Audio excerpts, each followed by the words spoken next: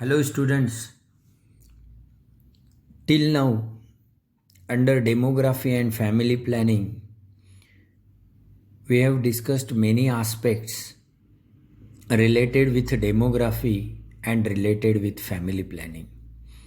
In the last lecture, we have finished up with the temporary contraceptive methods. Now, we are switching our discussion to permanent contraceptive methods or terminal contraceptive methods. Friends, as the name itself indicates, that these methods are somehow permanent methods. Means there will be no looking back. In the sense, if suppose after implementation of these methods, couple wants child or pregnancy, then it's highly impossible to have child because they have opted for permanent method. Ideally, this method is preferred by those couples who don't want child anymore or who don't want pregnancy anymore. But nowadays, too much advancement has taken place because of innovations in technologies and research. Some of these methods can be reversed even. Friends, these methods are available for both the sexes. For male, the method is called as vasectomy, and for female, the method is called as tubectomy. These are simple surgical procedures, particularly male sterilization or vasectomy is very simple procedure in which a small incision is given on scrotum near to the area from where vas deferens are located, and they are judged by the palpitation or it is the experience of doctors, so that there are very less chances of misjudgment.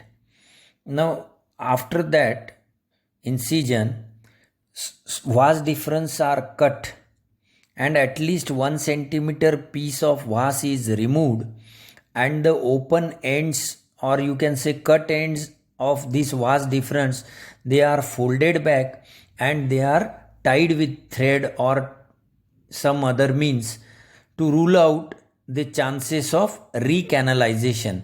Because see, whenever you are cutting the vas deferens, means in other sense you are giving injury to the body, and its body's mechanism that once there is injury, the process of healing always starts.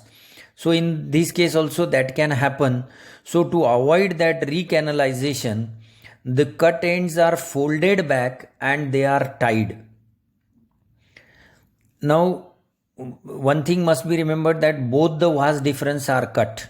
Vas deferens are the, you might be knowing, vas deferens are the canals, or you can say they are the tubes which carries sperms to urethra from scrotum or from testes.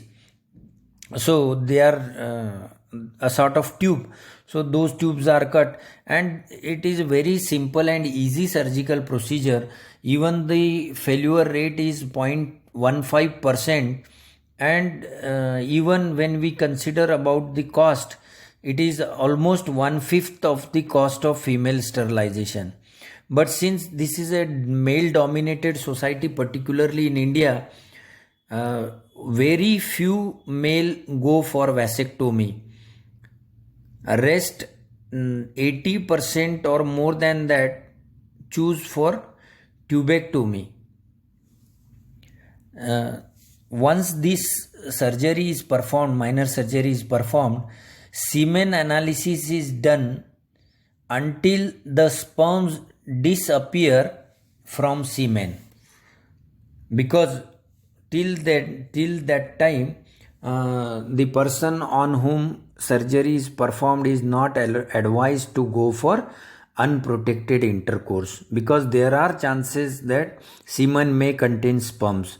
So regular semen analysis is done, and once the semen shows that there is absence of sperms, then the method is successful, and usually it takes 2 to 3 months, or you can say 30 ejaculations to get sterile semen.